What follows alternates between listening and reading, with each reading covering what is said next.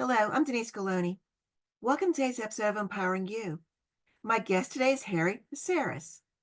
Harry is an Amazon bestseller and wrote the book From Struggle to Strength, A Father's Journey with Autism and the Power of Hope and Positivity. Harry's going to talk about his motivation for writing this book, his vision for what he hopes to accomplish with this book, and so much more. I hope you enjoyed today's episode. It's gonna be better. It's gonna be great. It's gonna be better, yeah. It's gonna be great. I can't wait. It's gonna be great. My guest today is Harry Viserys. He's the author of the Amazon bestseller From Struggle to Strength, A Father's Journey with Autism and the Power of Hope and Positivity. A devoted family man, Harry Viserys has been happily married to his wife Michelle for 24 years and is a proud father of two sons, Casa, Gus, and Maximus, Max. Originally from the still town of Weirton, West Virginia, Viserys has called McDonald, Pennsylvania home for the past 2 decades. With a Bachelor of Science in Industrial Engineering from the University of Pittsburgh, as well as minors in physics and philosophy, Viserys has a strong educational foundation. Further expanding his expertise, he obtained a certification as a health coach from the Institute of Integrated Nutrition. Professionally, Viserys serves as an executive neuroscience account specialist for AbbVie. Known affectionately by fans as the Pit Guru, he is a top social media influencer for the University of Pittsburgh Athletics and a senior writer for Pittsburgh Sports Now. Harry is on the board of directors for the Autism Caring Center, president of North Fayette Township's Parks and Recreation Board, vice president of All Saints Greek Orthodox Church in Weirton, West Virginia, and one of the founders of North Fayette PALS, an organization for special needs children. Harry is an avid reader, enjoys strength training, running, martial arts, and lives to serve others. He has a saying, if you are breathing air, you should be helping others. Welcome, Harry. I'm so honored you're here with us today. Trust me, the honor is mine. Thank you for having me on. A lot I want to talk to you about. So let's start with the book, because I think that really started your whole journey here. So the book is called From Struggle to Strength, A Father's Journey with Autism and the Power of Hope and Positivity. And it's also an Amazon bestseller. Harry, what made you write a book? Was this your first book? This is my first book, and many first authors struggle, quite frankly, when they write their first book. I've been blessed to see this book go both national and international and record, like I said, recognized as an Amazon bestseller. Obviously, it's a book about my oldest son, Gus, who's on the autism spectrum. Gus is currently 21 years old and actually attends Kent State University. But I've been very, very active in the autism space here in the greater Pittsburgh area. And in 2014, I was asked to speak at the Autism Notebook Conference in Greentree. And at the time, I believe I was one of the few, if only, fathers to ever speak there. And something happened. I got up and I was asked to speak for about 20 to 25 minutes. And in doing so, you can imagine this. I look out and I have about 10 to 12 mothers lining up while I'm speaking. My first thought was, Viserys, did you offend somebody? I didn't know what I did. Right. Then I looked down and I looked at their eyes, and all I saw was emotion. When I finished my speech, I walked down and they physically grabbed me and said, we need your help. Our husband's on board and we're struggling. And I really felt for them. I came home and I thought, I wonder if there's a mission in a book here, but I let it go. Sure. Fast forward to about 2 years ago, I gave the keynote speech, or one of the keynote speeches, at the Autism Caring Center's Mother's Day conference. And I was the first father again to speak in that venue.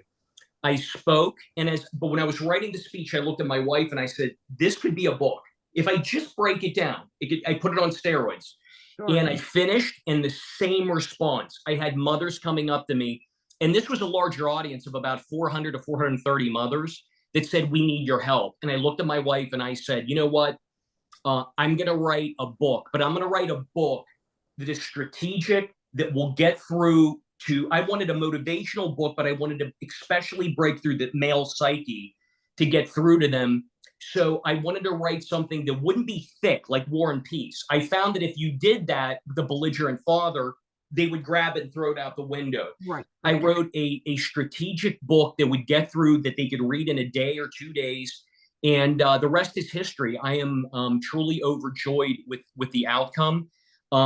That strategic demographic I hear from every day. I've had fathers literally from Australia, New Zealand, the UK reach out to me after reading my book and tell me that I flipped a switch in their head. And that was kind of this whole purpose.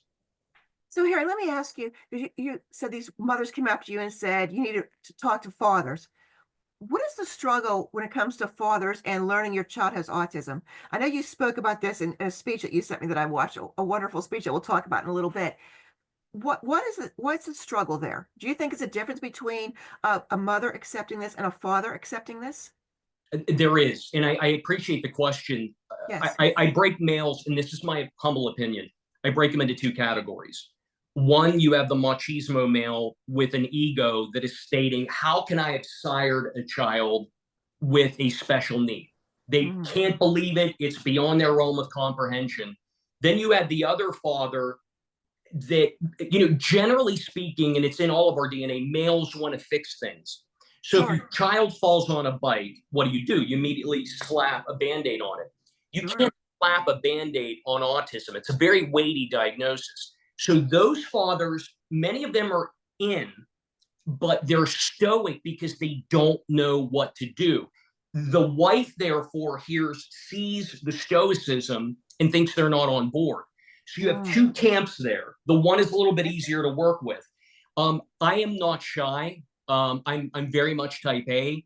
And my book is centered really for anybody, for any parent, because it's a motivational book. But I really wanted to break through that male psyche that says, not my kid, there's no way. Because all they're doing is really throwing their child into the abyss, and they're putting way, way too much pressure on their wives. And you cannot go this alone. Now, there are single parents, I want to say this, and they're brave, that are tackling this, but that's a Herculean task. So I am overjoyed to report that I've heard from hundreds of fathers that fit that first category that have said, you know what, a light bulb went off after reading your book, and I'm all in. And I love it. It just excites me to no end. So why are the boxing gloves, the big yellow boxing gloves on the cover of your book? Because it really stands out. And to me, it looks like it's more of a masculine book because you have the boxing gloves there, and it's gonna bring men to look at that cover. Very wise. You're right. That was part of it. But so I am I boxed, and I'm also a martial artist. I'm a 3rd-degree black belt in Tang Soo Do. I've trained in some Muay Thai, combatives, Aikido. So I have a martial arts mentality. I wanted to bring a warrior's mentality into raising the child. So first, let me say, the gold gloves on the cover, gold is a representation of hope.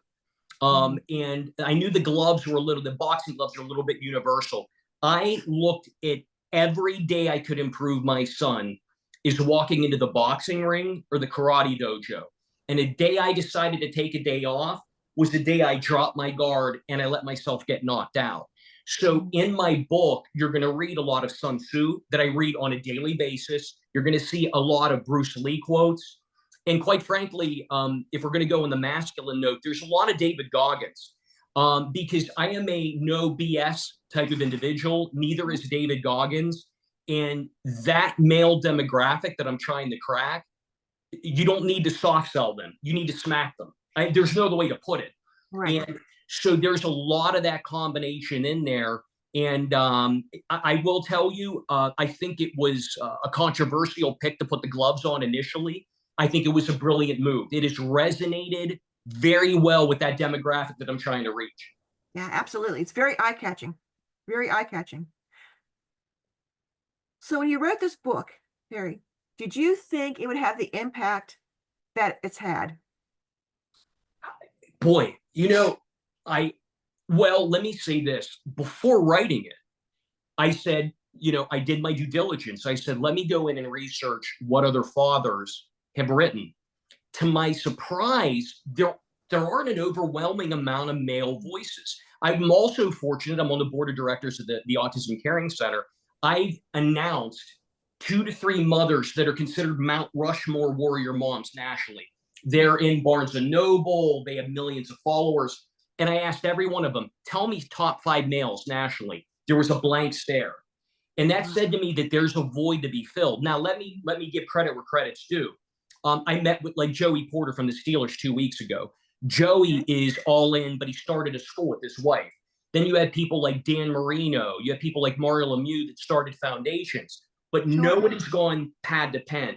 So I knew with the right marketing and the right message, this could do well. I had no clue that this would go global, and I'm really proud to say, I'm very proud to say, I received a call from Canada yesterday, and they asked me to be the kickoff speaker for the world. It's like the International Autism Conference that starts in Canada and goes worldwide. That's amazing. To think I'm making a tangible worldwide impact gives me chills. And that's what I wanted to do from the beginning, but I didn't know if it would ever come to fruition, and it really is. It's just incredible. Now, I know you just came back and you delivered a wonderful keynote that you sent me. You want to talk about that?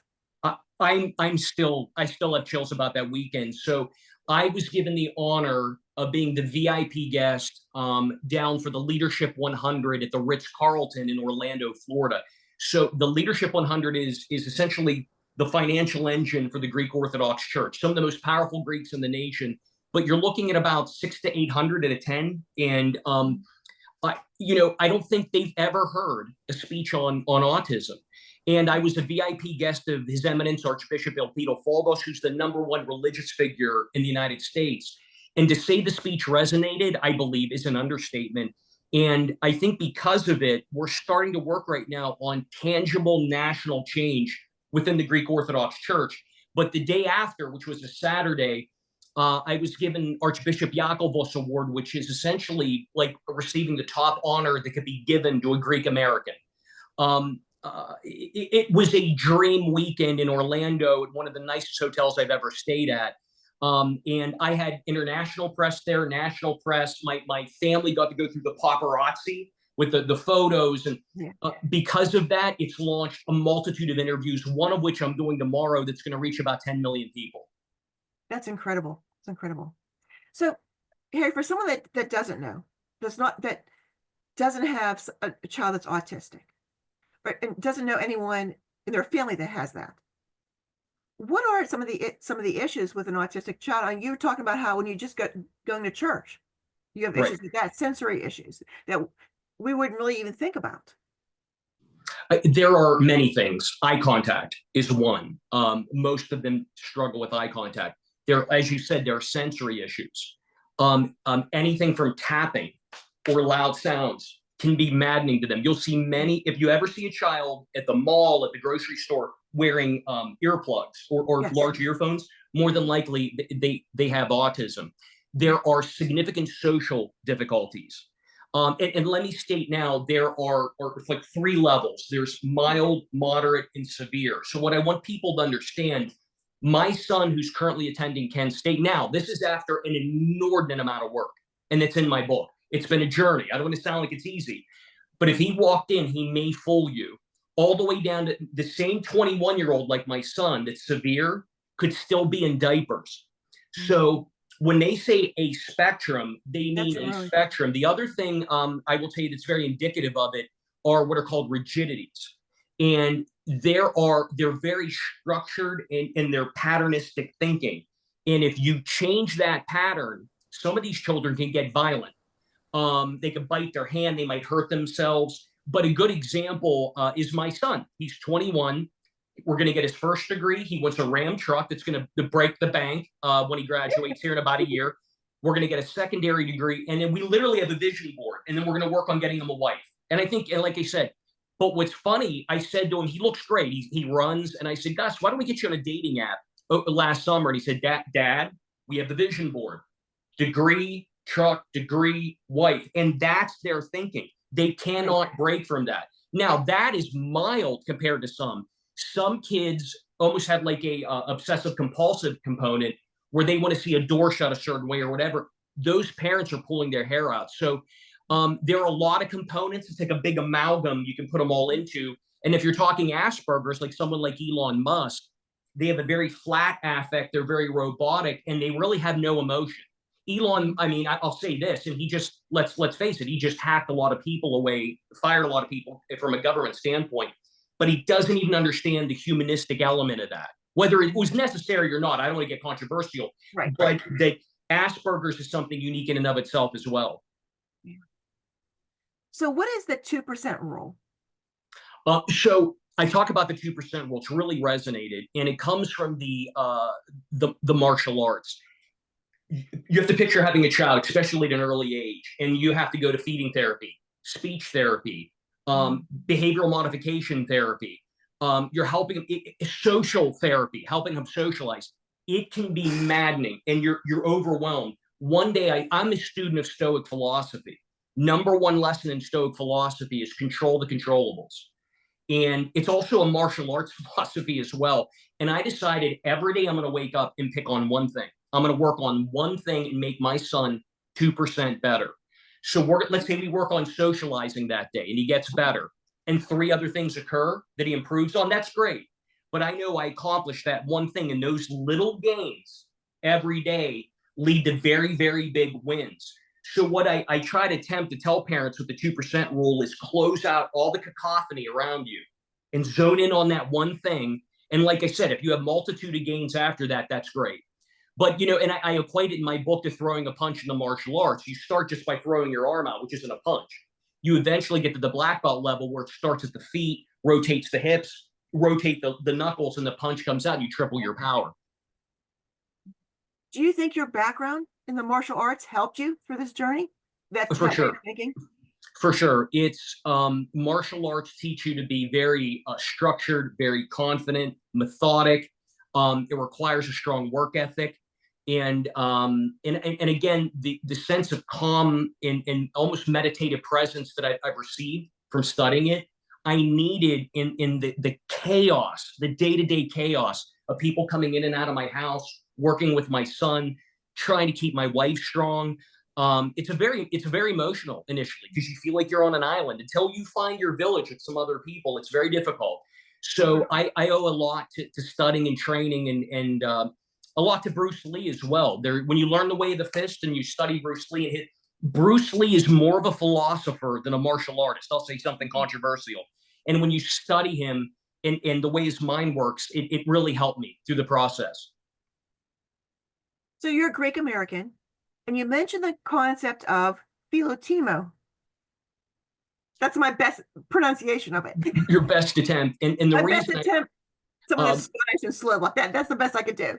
No, I love it. It's like the Scottish Slovak version. So the word is philotimo, which you were close. Yeah. The reason I discuss it in my book, and for those that never heard of it, it's called The Greek Secret. And it's the most powerful word in the Greek language with no true definition, but I'll give you one, in my opinion.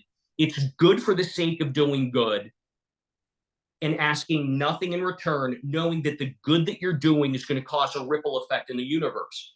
And as I said to you before we even got on, King Leonidas was marching to his death with the mighty Spartan 300 that's mythologized. But he knew he was going to be saving Greece from King Xerxes' army. He knew he was going to die, but he was doing it for the greater good of Greece. Now, that's an extreme example. Sure. I go out every morning and I feed stray cats that basically live on my back porch, but that's an act of philotimo. So when I wrote this book, I wanted it to be my ultimate act of good for humanity. And I'm not done yet. I'm actually going to be writing more, but I wanted to give back to the autism community. So what I tell them in my book, if you're a battle-tested parent and you're reading this book, 1 in 36 right now are being diagnosed. You, along with me, can go and reach out and help those families. So what I'm asking parents to do is don't sit on your hands. If you were battle-tested and have experience, go help someone. I tell my boys every day in the game of life, you either sit on the bench or you play in the game, and the people that play in the game are the MVPs. I want the parents to read my book that are really experienced to go and help others and be MVPs in life. Because you have to feel like you're alone. Unless But you know someone, you have to feel like you don't know what's going on at first until the diagnosis, and you have to feel alone. So when we were diagnosed 17 years ago, my son, I should say, we felt like we were on an island. And Yeah. until we discovered pals and brought some Sure. families together, we found a village. Now it's changed a little bit. I would say if you're feeling alone, jump online. There's groups online. There are local groups. But let me say this. What did I just talk about? Action, action. If you have none in your area, 1 in 36 are being diagnosed. Start one. Don't sit and lament. Look and go, hey, maybe I can start that wave of Philokimo and get something started to help others. But I would say, generally speaking, if you're in a populated area, there's help. I know we have the Autism Caring Center that's in Oakdale. We've started a group now that's meeting in Wexford, Pennsylvania. There's a group at the center that can meet. And there's a group now in Fairmont, West Virginia, kind of, for us, it's the Caring Center South, where there's a big group of mothers that are meeting. So go and create, whether it's a father's group, a mother's group, but you need to find a village because it's very hard doing it on your own. So when you wrote the book, Harry, what was your vision for the book? Way back when you thought this could be a book? The primary vision initially was breaking through the belligerent father we discussed. Then I realized I am an infinitely positive human being. And I write about the Ted Lasso effect in my book. And like a light bulb went off because anyone that knows me that's in my periphery, I try to instill nothing but confidence, positivity in them. And if I can take the shirt off my back for you, I will. So I wanted a book that would reflect that.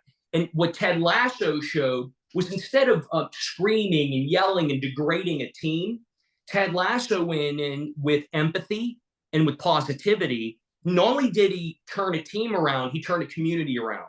So I thought, what if I Ted Lasso my book? And there, let me say this, there's a lot, and I'm staring right now, probably about 50 books on autism right now up on my bookshelf. They are big, thick, prescriptive how-tos.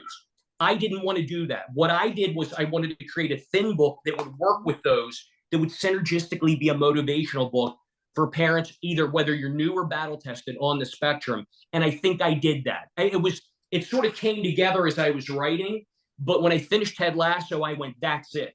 That's what I believe in my DNA. And I said, I want my book to be reflective of that.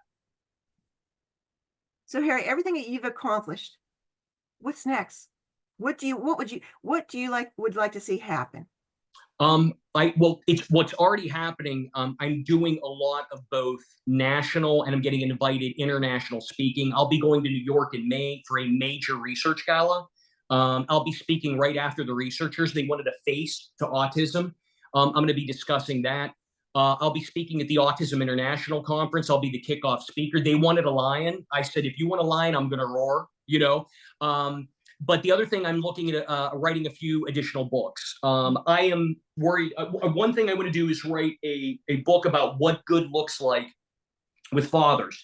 I'd like to get a group of fathers that are doing it right. And I have a harem of them, I know, both mild, moderate, and severe that are doing it right. And I want to feature them.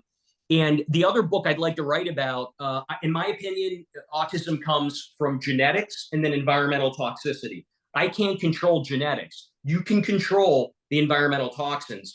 I would like to kind of write a book about cleaning up the diet, cleaning up the toxins. And I have a few people that are experts in it that I could work with on that. And I'll say this, I talk about self-care in my book. I am a workout, clean eating, longevity fanatic. And I believe you have to set the tone for your children. And if these children on the spectrum eat clean and take the right supplements, you can make a significant difference. So that topic interests me to write about too. So I'm certainly not done. I've been bit by the bug, and there's going to be some more books coming from me. Thank you so much for coming on the show, talking about the book, talking about your mission and your vision. I'm sure people that are watching can go out and get your book and learn so much and know that they're not alone. Exactly. Thank you. It's been an honor to be on. My book is on Amazon, Audible, and Kindle. And again, I really appreciate you letting me come on and spread the message. Oh, thank you so much. The pleasure was all mine. It's gonna be great. It's Thank you gonna for watching today's episode of Empowering You. I would like to thank my guest, Harry Viserys. Harry talked about his book, his motivation for writing the book, and what's happening and the impact from writing this book. I hope Harry's story about his family and this book inspires and empowers you to live your best life possible. Thank you so much for watching and see you next time. It's gonna